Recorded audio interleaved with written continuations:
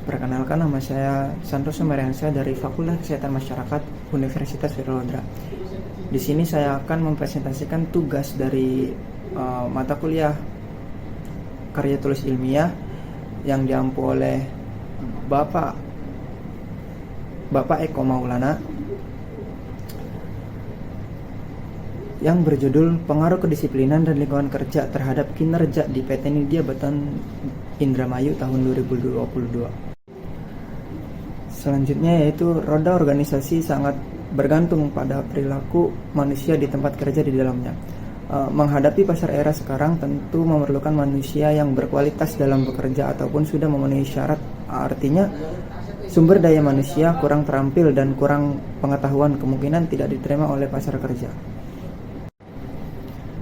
Kedisiplinan kerja merupakan elemen penting yang dapat mempengaruhi kegiatan operasional perusahaan. Ketaatan terhadap peraturan perusahaan dapat bertanggung jawab terhadap sanksi jika melanggar peraturan merupakan karakteristik karyawan yang memiliki kedisiplinan kerja yang tinggi. Disiplin kerja yang bagus tentu akan menimbulkan komitmen pegawai terhadap pekerjaannya. Disiplin kerja meliputi hal-hal seperti hadir dan pergi dengan tepat waktu, penggunaan waktu dengan efektif, serta mengembangkan potensi yang ada pada diri untuk perusahaan. Lingkungan kerja merupakan sebuah tempat di mana seorang karyawan sebuah perusahaan untuk menyelesaikan pekerjaan yang telah dikembangkan perusahaan kepada karyawan tersebut. Lingkungan kerja dibagi menjadi dua, yaitu lingkungan fisik dan lingkungan non-fisik. Lingkungan kerja yang kondusif memberikan rasa aman dan memungkinkan para pegawai untuk dapat bekerja optimal. Selanjutnya yaitu rumusan masalah. Berdasarkan latar belakang di atas, yang menjadi permasalahan dalam penelitian ini adalah apakah terdapat pengaruh kedisiplinan dan lingkungan kerja terhadap kinerja di PT Nidya Beton Indramayu tahun 2022. Tujuannya yaitu tujuan umum, mengetahui pengaruh kedisiplinan dan lingkungan kerja terhadap kinerja di PT Nidya Beton Indramayu 2022.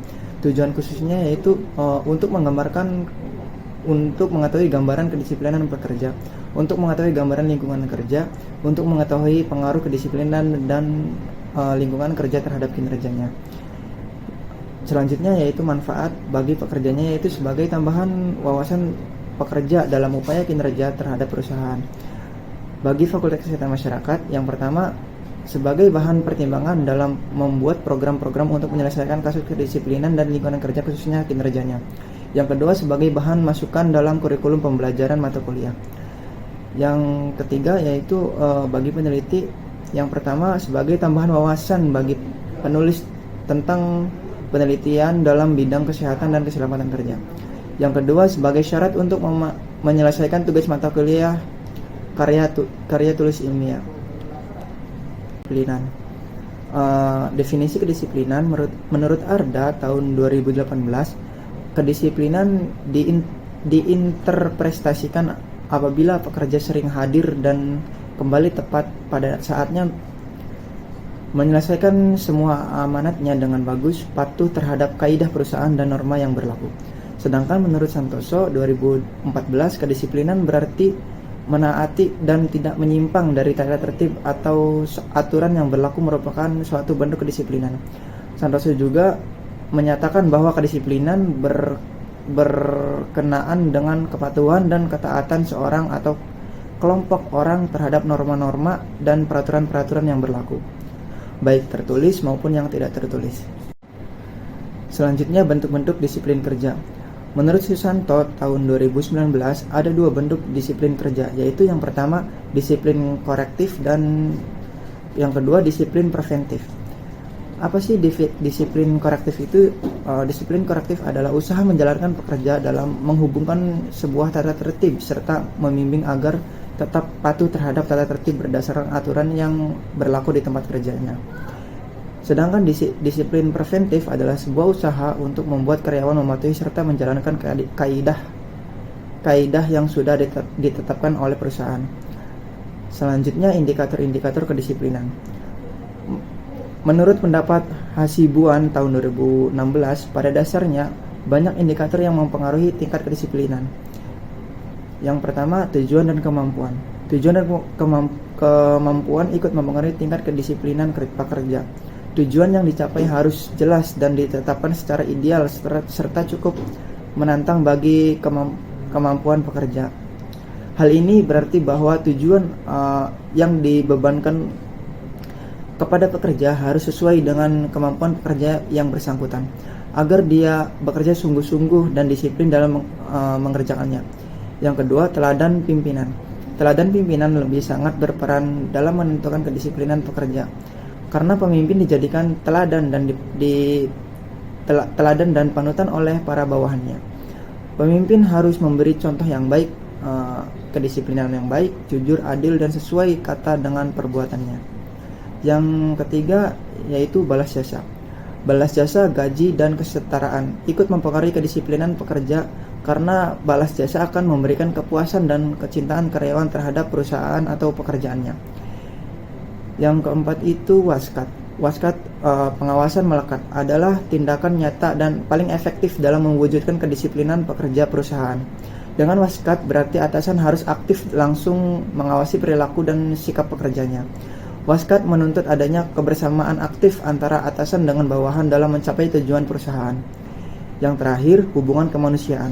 Hubungan kemanusiaan yang harmonis diantaranya sesama pekerja ikut menciptakan kedisiplinan yang baik pada suatu perusahaan. Hubungan baik bersifat vertikal maupun horizontal yang terdiri dari direct single relationship, direct group relationship, dan cross relationship hendaknya harmonis. Selanjutnya, definisi lingkungan kerja.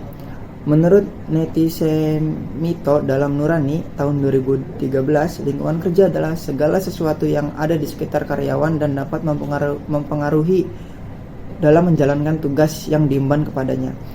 Sedangkan menurut Sedarmayanti tahun 2009, secara garis besar, jenis lingkungan kerja terbagi menjadi dua, yakni lingkungan kerja fisik atau non-fisik.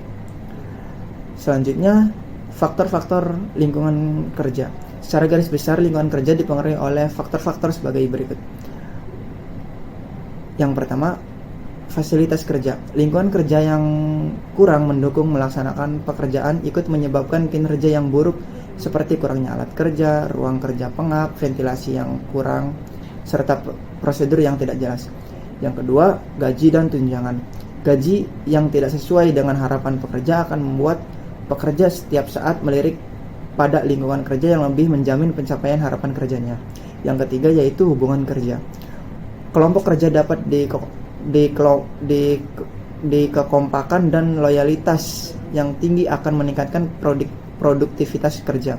Karena antara satu pekerja dengan kerja lainnya akan saling mendukung pencapaian tujuan dan atau hasilnya. Selanjutnya, lingkungan fisik. Lingkungan fisik menurut Sadarmayanti yaitu semua keadaan berbentuk fisik yang terdapat di sekitar tempat kerja di mana dapat mempengaruhi karyawan baik secara langsung maupun tidak langsung. Lingkungan kerja fisik sendiri dapat dibagi dalam dua kategori. Yang pertama adalah lingkungan kerja yang berhubungan langsung dengan karyawan dan berada di dekat karyawan, seperti meja, kursi, dan lain-lain. Yang kedua adalah lingkungan perantara atau lingkungan umum, dapat juga disebut lingkungan yang mempengaruhi kondisi manusia, misalnya temperatur, kelembaban, sirkulasi udara, pencahayaan, dan lain-lain. Selanjutnya, lingkungan kerja non-fisik. Menurut Sadarmayanti, lingkungan kerja non-fisik adalah semua keadaan yang terjadi berkaitan dengan hubungan kerja, baik hubungan dengan atasan maupun hubungan sesama rekan kerjanya. Yang terakhir yaitu kinerja. Definisi kinerja menurut Nur Cahyani tahun 2018, kinerja ialah banyaknya karyawan yang berkontribusi ke tempat kerja dan kuantitas dan kualitas hasil kerjanya, waktu, absensi perusahaan, dan kemampuan bekerja sama. Sedangkan menurut Suzana tahun 2017 mendefinisikan kinerja pegawai sebagai pencapaian hasil kerja baik kuantitas maupun kualitas yang diraih pegawai di periode dia menjalankan kewajiban berdasarkan amanah yang telah diberikan.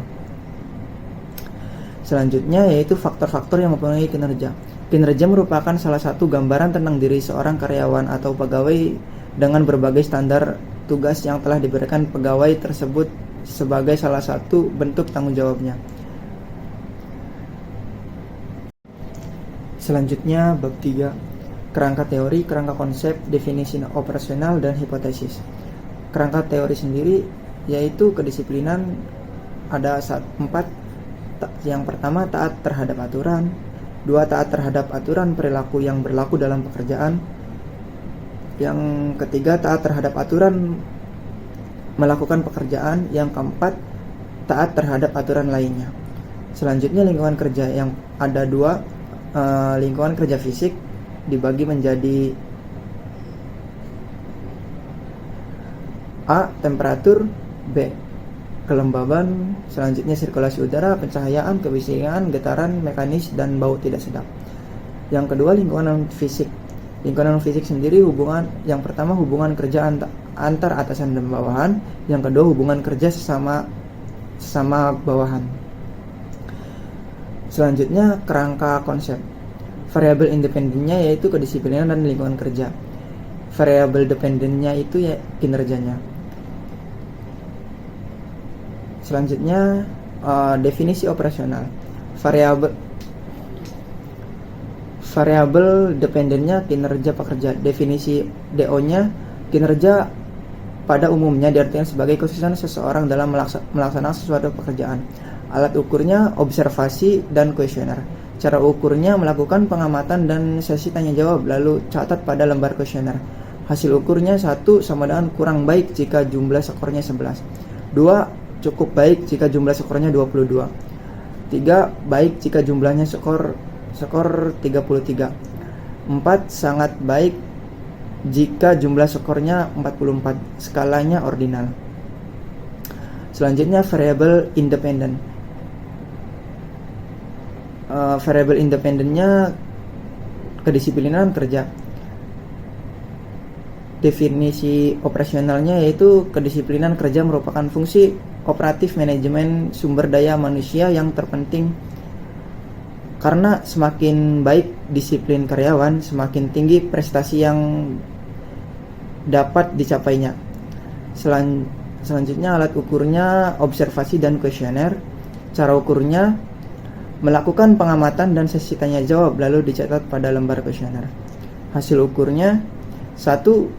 Kurang baik jika jumlah skornya 12. 2. Cukup baik jika jumlah skornya 24. 3. Baik jika jumlah skornya 36.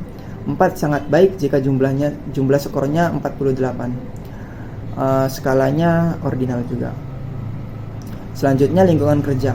Lingkungan kerja adalah segala sesuatu yang ada di sekitar karyawan dan dapat mempengaruhi dalam menjalankan tugas yang diembankan kepadanya.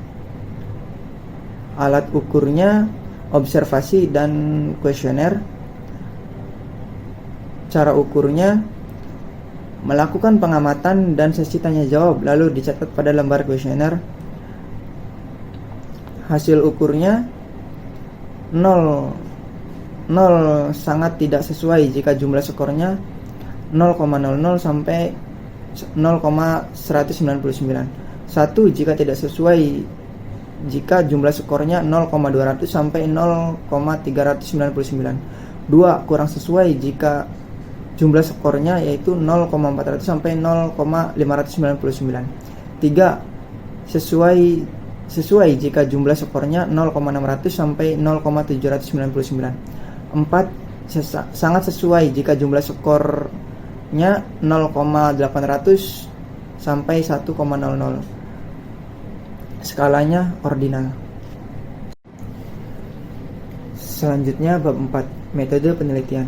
Jenis penelitiannya yaitu menggunakan pendekatan cross-seksional. Lokasi dan waktu penelitiannya yaitu di PT Nidya Batam. Populasi dan sampel populasi pengaruh pekerja produksi dengan jumlah 30 responden. Sampelnya seluruh populasi berjumlah 30 responden jika sampel dan penelitian ini yaitu 40 responden. Variabel penelitiannya yaitu variabel independen dalam penelitian ini adalah kedisiplinan dan lingkungan kerja terhadap kinerja di PT Nidya Batam Indramayu 2022. Variabel dependen dalam penelitian ini adalah kinerja di PT Nidya Beton Indramayu tahun 2022. Instrumen penelitian menggunakan kuesioner dan lembar observasi. Sekian presentasi dari saya, kurang lebihnya mohon maaf. Billahi taufik wal hidayah. Wassalamualaikum warahmatullahi wabarakatuh.